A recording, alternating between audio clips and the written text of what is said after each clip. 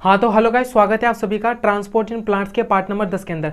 और guys part number 9 के अंदर अपन अच्छे से पढ़ चुके हैं टीपी और डब्ल्यूपी क्या होता है। सो गाइस आज पार्ट नंबर 10 के अंदर अपन डील करने जा रहे हैं किसको, इम्बाइबिशन को, यानी कि अंतःचूषण को। तो देखो इम्बाइबिशन को भी चुटकियों में समझाते हैं आपको। देखो गाइस इम्बाइबिशन क्या होता है, आपने देखा होगा, प्रैक्टिकली करके देखा होगा एग्जाम्पल। तो आपने जैसे कि कोई लकड़ी होती है, लकड़ी को जब आप पानी के अंदर पटकते हो तो कुछ समय पश्चात में क्या होती है, वो लकड़ी होती है वो फूल करके मोटी हो जाती है, क्योंकि उसके अंदर पानी अंदर एंटर कर जाता है। वो क्या होता है, इम्बाइबिशन होता है। इसके और एग्जाम्पल्स आप देखो, आपने देखा होगा कि बारिश के दिनों के अंदर जो सड़क होती है वो फूल जाती है या गड्ढे पड़ जाते हैं, उपड़ने लग जाती है, वो क्या है, इम्बाइबिशन है। और एग्जाम्पल देखो, बारिश के दिनों के अंदर क्या होते हैं कि जो लकड़ी के जो खिड़की दरवाजे होते हैं उनको क्या करना है, बंद करने के अंदर थोड़ी सी दिक्कत आती है, वो हल्के से फूल जाते हैं। वो किसका उदाहरण है, इम्बाइबिशन के उदाहरण है। तो देखो आखिर में इम्बाइबिशन होता है क्या, मैंने आपको प्रैक्टिकल एग्जांपल तो दे दिए और आपको उसी से समझ में आ गया होगा। सो गाइस वही ज़्यादा इंपॉर्टेंट होते हैं। फिर भी आप देख लो गाइस, इम्बाइबिशन की क्या देखनी है आपको, डेफिनेशन देखनी है। तो कोई ठोस या अर्ध ठोस है या फिर कोलाइड। कोलाइड जानते हो आप गाइस क्या होता है, कोलाइड आप केमिस्ट्री के अंदर पढ़ते हो डिटेल से। तो कोई ठोस है, अर्ध ठोस या कोलाइड है, तो वो क्या करता है, जल को या फिर विलायक को। और गाइस ज्यादातर केस में अपन विलायक जल को लेकर चलते हैं, जिस वजह से मैंने जल या विलायक लिखा है, उसका क्या करना, अवशोषण करके आयतन के अंदर क्या करना, वृद्धि कर लेना। और गाइस वो अवशोषित करता है और आयतन के अंदर क्या हो जाती है, वृद्धि हो जाती है। जैसे कि गाइस लकड़ी होती है, लकड़ी पानी के अंदर फूल करके क्या हो जाती है, मोटी हो जाती है। देसी भाषा में आप ये समझो कि जो लकड़ी होती है वो पानी के अंदर भीजते ही या अब बाहर पड़ी रहती है, बारिश के दिनों में आप देखते हो कि जैसे वो पानी के अंदर बीजती है तो मोटी हो जाती है, उसके आयतन में वृद्धि हो जाती है। तो वो क्या करता है, ठोस, अर्धठोस या कोलाइड के द्वारा जल या विलय का अवशोषण करके आयतन में वृद्धि कर लेना। बट यहाँ पर जो पूरा प्रोसेस होता है ना, वो बिना विलयन बनाया होता है, क्योंकि यहाँ पर विलयन तो बनाने की जरूरत ही नहीं पड़ रही अपन को। जैसे लकड़ी को पानी के, लकड़ी है उसको पानी के अंदर डाल देते तो लकड़ी फूल जाती है, अपन ने क्या विलयन बनाया, सॉल्यूशन बनाया, नहीं। तो ये प्रोसेस कैसे होता है, बिना विलयन बनाया होता है। अब देखो गाइस, अंतःचूषण दर्शाने वाले यौगिक, जो यौगिक अंतःचूषण दर्शा रहा है उसे किस नाम से जानते हैं अपन, इम्बाइबेंट। नाम याद रखना इंपॉर्टेंट है। तो जो अंतःचूषण दर्शाने वाले यौगिक होते हैं, जैसे लकड़ी अंतःचूषण दर्शा रही है तो उसे क्या बोलते हैं अपन, इम्बाइबेंट के नाम से जानते हैं। और जो विलायक होता है उसे किस नाम से जानते हैं, इम्बाइबेट के नाम से जानते हैं। तो विलायक को तो इम्बाइबेट कहते हैं, विलायक को क्या कहेंगे, इम्बाइबेट कहेंगे। और जो अंतःचूषण दर्शाने वाले यौगिक होते हैं उन्हें क्या कहते हैं, इम्बाइबेंट के नाम से जानते हैं। अभी कौन कौन से होते हैं। और गाइस यहाँ पर आपको पावर यानी कि जो क्षमता उसका क्रम याद रखना कि सबसे ज्यादा किसके अंदर देखनी, अगार अगार के अंदर। अगार अगार तो अपने जो वजन होता है उसे 99 टाइम से ज्यादा क्या करता है, जल को अवशोषित करने की क्षमता रखता है। और आप इसका लैब वगैरह के अंदर प्रैक्टिकल भी देखते हैं। तो सबसे ज्यादा क्षमता अगार अगार के अंदर पाई जाती है, पानी को अवशोषित करने की बात कर रहा हूँ मैं। फिर पेक्टिन आ जाता है, फिर प्रोटीन आ जाता है, फिर स्टार्च आ जाता है, और फिर देन उसके बाद में सेलुलोज आ जाता है। अब देखो अंतःचूषण दर्शाने वाले यौगिकों को इम्बाइबेंट कह रहे हैं और विलायक को इम्बाइबेट कह रहे हैं। अब देखो जो ये इम्बाइबेंट और इम्बाइबेट होता है उसके मध्य बंधुता होनी चाहिए, यानी कि दोनों के बीच में क्या होनी चाहिए, बंधुता होनी चाहिए, यानी कि इफिशियंसी होना चाहिए। तो देखो इम्बाइबेट और इम्बाइबेंट, इनके मध्य क्या होनी चाहिए, बंधुता होना आवश्यक है। इनके बीच में जब बंधुता होगी यानी कि एफिनिटी होगी, तभी क्या हो पाएगा, अंतःचूषण हो पाएगा। जैसे देखो पानी है, पानी के अंदर आप क्या करो, रबर की ट्यूब को डाल दो, तो क्या रबर की ट्यूब को डालने पर वो फूलती है, नहीं फूलती, क्योंकि वो पानी को अवशोषित नहीं कर पाता। जो रबर होता है वो पानी को अवशोषित नहीं कर पाता, आप देखते हो, क्योंकि गाइस इम्बाइबेट और इम्बाइबेंट के मध्य बंधुता ही नहीं है।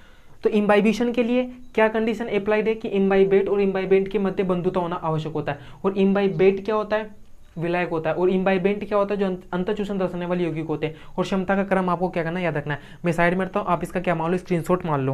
और आई होप गाइस आपने स्क्रीनशॉट ले लिया होगा। अब गाइस इसी के अंदर क्या आ जाता है, इम्बाइबिशन के अंदर ही आ जाता है इम्बाइबिशन पावर, जिसको अपन इसी टॉपिक के अंदर क्या कर लेते हैं, इसी वीडियो के अंदर डील कर लेते हैं। नहीं तो गाइस मैं सोचा था एक नेक्स्ट वीडियो बना दे, फिर सोचा गाइस छोटा सा वीडियो होने वाला है 2-3 मिनट का, तो उसी अलग क्या दे, आपको इसी के अंदर डिलीवर कर दिया जाना चाहिए। तो गाइस अब नेक्स्ट इसके अंदर क्या पढ़ रहे हैं अपन, इम्बाइबिशन पावर। जो गाइस इम्बाइबिशन पावर क्या होता है, इम्बाइबिशन की वजह से उत्पन्न होता है। और इम्बाइबिशन पावर को पता है इतना ज्यादा होता है कि इसका उपयोग अपन चट्टानों को तोड़ने के अंदर काम में लेते थे पहले के जमाने में, जो पुरातन काल होता है उसके अंदर। अब तो तोड़ना नहीं चाहता। गैस क्या करते थे, जैसे कि चट्टान के अंदर क्या होती थी, हल्की सी दरार होती थी। उस हल्की सी दरार के अंदर क्या डाला जाता था, बुरादा, जो लकड़ी का बुरादा आता है ना, जो लकड़ी को जब चीरा वगैरह करते हैं तो जो उसका जो कचरा निकलता है, छोटा छोटा सा बुरादा बोलते हैं जिसे, तो वो बुरादा क्या किया जाता है, उन दरार के अंदर भर दिया जाता है। और फिर उन दरार के अंदर वो बुरादा भर के उसके अंदर क्या डाला जाता है, पानी डाला जाता है। और जब उन दरार के अंदर उस बुरादे को भर के जब उसके अंदर पानी डालेंगे तो वो बुरादा क्या करेगा, पानी को अवशोषित करेगा। पानी को अवशोषित करेगा तो आयतन में क्या होगी, वृद्धि होगी। आयतन में वृद्धि होगी तो इतना ज्यादा प्रेशर डेवलप हो जाता है कि वो पूरी की पूरी चट्टान को तोड़ देता है। तो इस प्रकार गाइस इम्बाइबिशन पावर से अपन चट्टानों को तोड़ने में उपयोग में लेते हैं। सो गाइस एक बार आप इसका स्क्रीनशॉट लो और गाइस मैं इम्बाइबिशन के पावर में लिखता हूं।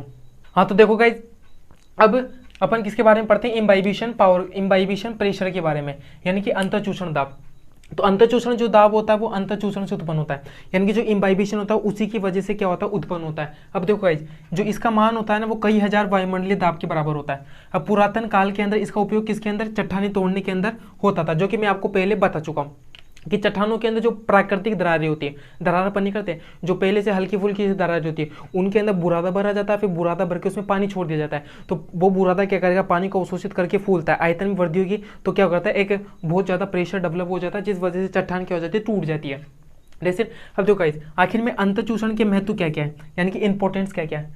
तो देखो गाइस, इसी प्रकार बीज के साथ में तो होता है, जो बीज होता है पानी को अवशोषित करके फूल जाता है। बीज को जब अपन जमीन के अंदर गाड़ दे तो क्या होता है उसके साथ में, वो क्या करेगा, जमीन के अंदर पानी को अवशोषित करता है और पानी को अवशोषित करके फूल जाता है, समझ में। तो देखो गाइस, बीजों का जब अंकुरण होता है उसके वक्त में सीड कोट का फटना, कि पानी क्या करे, बीज क्या करेगा, पानी को अवशोषित करके जो उसका बाहर वाला अंकुरण होता है उसे बोलते हैं सीड कोट, वो फटता है। दूसरी बात क्या है, कास्ट यानी कि जो वुड होती है उसको जल के अंदर रखने पर फूल जाना। और जड़ों के द्वारा जल अवशोषण की जो प्रारंभिक प्रक्रिया होती है, जड़ जो होती है जल अवशोषित करती है, जल अवशोषण की जो इनिशियल प्रोसेस होता है, प्रारंभिक प्रक्रिया होती है, वो भी इम्बाइबिशन की वजह से होता है, यानी कि अंतःचूषण की वजह से होता है। अब देखो गाइस, इम्बाइबिशन के अंदर पता क्या होता है, ऊष्मा की विमुक्ति होती है, यानी कि कुछ एनर्जी रिलीज होती है, जो क्या होती है, कुछ ऊष्मा की विमुक्ति होती है, और उस ऊष्मा की विमुक्ति को एक नाम से जाना जाता है, जिसे किस नाम से जानते हैं भाई, हीट ऑफ वेटिंग के नाम से जानते हैं, जो कि आपको याद रखना है, हीट ऑफ वेटिंग के नाम से जानते हैं। और देखो गाइस, इसका एक एग्जाम्पल दूं मैं आपको, आप तो फील नहीं किए होंगे, जो लड़के वगैरह की इन्होंने फील किया होगा।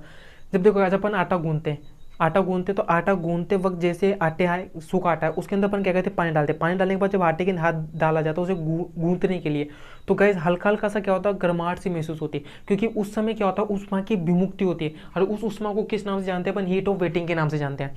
और गाइस अब मैं साइड में हट जाता हूँ, आप इसका क्या ले लो, स्क्रीनशॉट ले लो। और गाइस आई होप आपने स्क्रीनशॉट ले लिया होगा। और गाइस आज की वीडियो यहीं पर रखते हैं, और अब गाइस आप नेक्स्ट मिलेंगे ट्रांसपोर्टिंग प्लांट्स के पार्ट नंबर 11 के अंदर, जिसे अपन डील करेंगे क्या होलार्ड, किसार्ड, इकार्ड वगैरह क्या होते हैं, आपने सुना होगा कि होलार्ड क्या होता है, किसार्ड क्या होता है, इकार्ड क्या होता है, होलार्ड इज इक्वल टू क्या होता है, ये सारे कॉन्सेप्ट्स को अपन नेक्स्ट क्लास के अंदर डील करेंगे।